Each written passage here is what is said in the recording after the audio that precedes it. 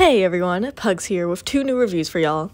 Today I'm covering Arrgh and Rock Bottom, which is a really interesting pair to review in my opinion because one of them is super popular, well known, highly referenced, and the other is just the opposite. And spoiler alert, the funny thing is that I like the Forgotten episode a bit more, but we'll get to that in a minute. And I am but a creature of habit, so of course I gotta thank everybody who's been watching, liking, commenting, all of that. You guys are great, and you know I say this every time, and I'm gonna continue to say it every time because I like acknowledging that. Okay, and yeah, so I guess without any more stalling, let's just get right into these reviews. For our first episode of the day, we've got Arrgh, and is it just me? Or is this episode underrated as hell? At the very least, I feel like nobody's ever talking about it, which is a shame. Though, who knows, maybe all of that's in my head, you know, it being underrated and all.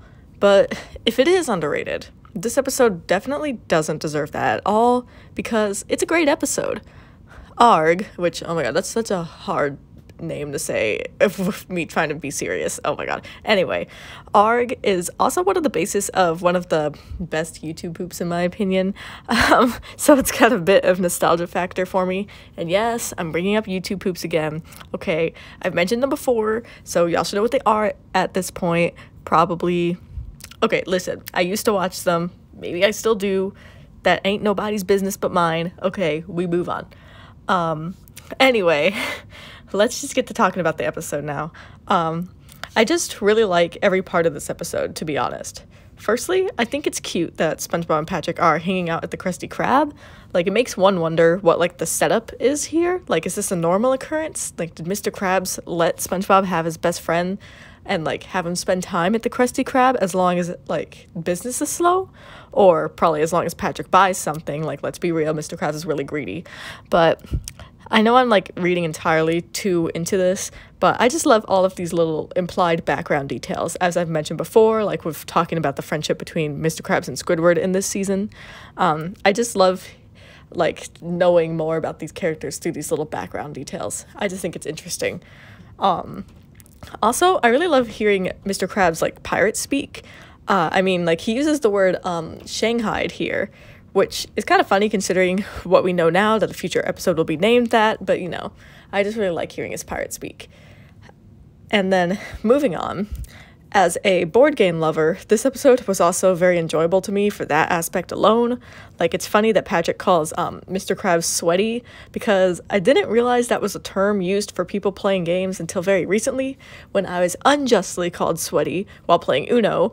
And this is a bit ox, because the people who called me that will watch this video, which is an oof, so hi guys.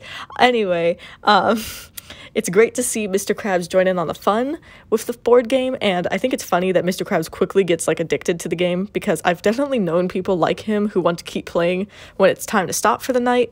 And this setup like leads to one of my favorite moments when SpongeBob gets completely fed up with Mr. Krabs and shouts at him that he wants to go to bed. If you guys know anything about like my favorite episodes of the show, then you know I just love when SpongeBob gets completely done with somebody's crap. And you know, Rock Bottom, like, I'm coming, like, you're next. So that'll be fun to talk about. But anyway, like, SpongeBob getting mad, like, that's peak humor. Like, when this lovely, kind little sponge starts shouting at you, you know you effed up. And you know, this episode, it reminds me a lot of The Paper and Idiot Box because of the whole, like, treasure hunt, like, hunting thing. It just feels like adults tapping into their inner child by using their imagination. Now, yes, Mr. Krabs is the only one who knows that this pirate thing is all fake, as we come to find out, but that's still how it feels to me. And also, can we talk about the whole, like, secrecy and deceit part of the plot that's very psychologically thrilling for SpongeBob SquarePants, and I absolutely adore it. You know, there's a reason I like Squid's Visit and Squidward and Clarinet Land. Just saying. And I think this episode leads into, like, this part of the plot, like the psychologically thrilling part of it, just enough before switching gears right back to comedy. And, you know, we love when writers are able to balance multiple genres. It's called skilled, it's called talent, it's called hard work. If you couldn't already tell, this episode sits comfortably in my amazing tier. I really have no qualms with it whatsoever. Like, I'm really, like, trying to think of something I find weak in this episode, and nothing is really coming up. So I have no problem with that. The more episodes I absolutely adore, the better. And that's why this episode is coming into my amazing tier with a score of 9 out of 10. Next up, we've got a classic and a staple in my Halloween marathon, Rock Bottom. You know you're iconic when you've got not one, but 2 whole game levels created after you with some killer soundtracks to boot. And here I'm talking about Battle for Bikini Bottom and The Cosmic Shake. So of course I'll be linking both of those soundtracks. And I'll also go ahead and link the soundtrack to BFBB Mix, which is a modded version of Battle for Bikini Bottom where all the tracks are like remixed versions of the original, and those tracks sound absolutely amazing. They're by Skywise. I don't know how to say their name, but either way, I'm linking it. But I use them as study music like all the time, and I just love them a lot. And my favorite is the Bikini Bottom Sand Mountain track, as you can probably guess by the first video uploaded to this channel. But you know, I'll make the link start at the Rock Bottom one because that one's also great, and you know, it has to do with what I'm talking about right now. Okay, so let me get back to the episode. So before I even get started on anything, let me just come right out and say it. I don't rewatch this episode very much because it's way too frustrating for me. That alone means that Rock Bottom is automatically knocked out of the running to be in my amazing tier. So I guess that's a bit of a bummer for this episode, but that doesn't mean this episode has to be bad. In fact, I'd call it pretty great. And I guess let me just like really get into the meat and potatoes of this. So like I just said, this episode's main weakness for me is the fact that it's just way too frustrating for me. Like, SpongeBob in that bus line where he, like, completely flips out, yeah, that's me from essentially start to finish. But I understand that, like, this whole thing, like, that's the point of this episode.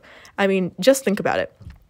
Everything in this episode is all about repetition, annoyance, and frustration, starting from the very first joke with the balloon and the bus driver, which was very funny, by the way.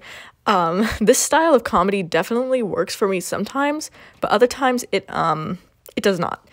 And this is one of those times, at least in certain parts of this episode. So that's all I can really say about that. And I wish SpongeBob and Patrick were stuck in Rock Bottom together rather than just SpongeBob alone, but their separation for most of this episode does lead to a couple funny moments, such as when Patrick gets back on the bus and at the very end of the episode, so I'm not going to complain about that aspect too much. So that's enough of the bad. Let's talk about the good. And there's a lot of it here. Like, while irritating, the frustration of this episode does make the ending far more cathartic, and it does lead to one of my absolute favorite jokes of the show, like when SpongeBob has a whole angry meltdown in the bus line. And like I've said before, when SpongeBob gets mad, like, that's peak comedy if it's done correctly. And the vending machine scene, like, that's also just a classic, and there's not really much I need to say about that. Like, when you're put into one, but not two, like, not just one, but 2 games as an Easter egg, like, there's nothing I could say other than iconic.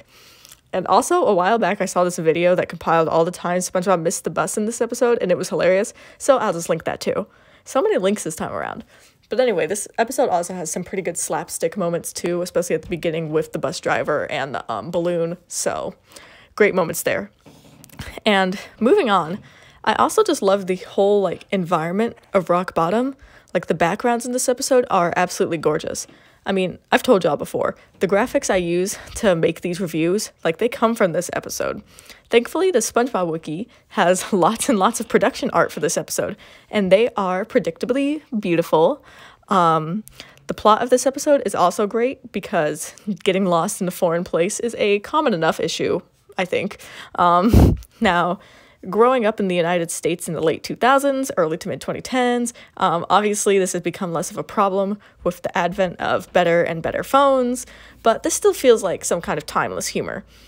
And speaking of timeless, let's talk about how SpongeBob SquarePants barely uses technology, which prevents it from being dated. Like, I love that aspect of the show, and I'm pretty sure they talked about it in the SpongeBob Binge Pants podcast. Like, they thought ahead like this, and I really like that they did that. I think that's super cool and super innovative. Or at least smart. It was a smart thing to do. Anyway, to sum things up, since I did go on quite a few tangents here today, I like this episode a lot, and yeah, it does have that really frustrating aspect, but, like, the writers actually use that frustration to their advantage to improve the episode's, like, ending, so, you know, I'll take it. And this episode is also just really funny, which is, of course, what I'm typically looking to see out of a SpongeBob SquarePants episode. So, all things considered, this episode is in my great tier, coming in with a score of 8.2 out of 10. As always, just wanted to share some closing thoughts of mine. I really don't have too much to say. These episodes, I just really like them. I think they're fun to review, especially like with Rock Bottom, because I love going on my tangents, you know I do, and there's just so much to talk about. I guess Rock Bottom is like such an iconic location, and that's why they're always using it in these games and soundtracks and all of that, and I just love it. And, you know, the bus joke is an iconic joke, so of course there's going to be Easter eggs about it all the time. I do wish Arrgh got a little more love, though, but, you know, that's just how the cookie crumbles. As for this, like, review in general, man, I was so close to not even recording it, but luckily I was able to. So yeah, do I have an unhealthy work-life balance? Perhaps, but it has caused me to make this review, and I mean, this counts as life rather than work anyway, because I've said before, these are stress relief, so I kind of really wanted to be able to record, and I'm glad that it worked out. Now we're just gonna see how I get next week's going, because I'm definitely way off schedule, but we'll get it together.